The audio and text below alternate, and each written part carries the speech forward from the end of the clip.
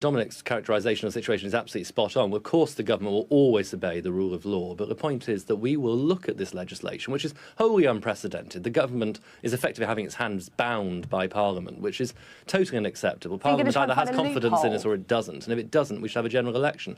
We will look for ways to ensure that all the options are available to the Prime Minister in negotiation with other countries, as you would expect. It's absolutely outrageous that Parliament is sending our Prime Minister to Brussels with his hands tied behind his back. We will not allow that to happen. We are going to keep all our options on the table. We remain committed that we are absolutely seeking a good deal, but if necessary, we're leaving without.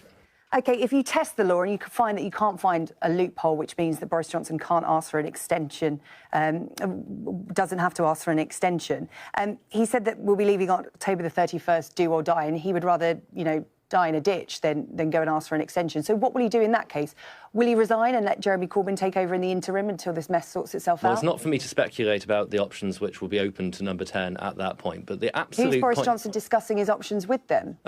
Look, the Prime Minister will, of course, be taking counsel on this point, but the absolute sincerity of conviction which we need to get across here is that we are indeed committed to leaving on the 31st of October with a deal or without. And I think both within this country, but crucially also in Europe, people need to hear this message very loudly and clearly, that this is now absolutely and totally not up for discussion, that we are ending this saga, we're going to allow the country to move forward, and we're not going to be stopped by parliamentary game playing. And that is what has been going on over the last few weeks, and it's got to stop.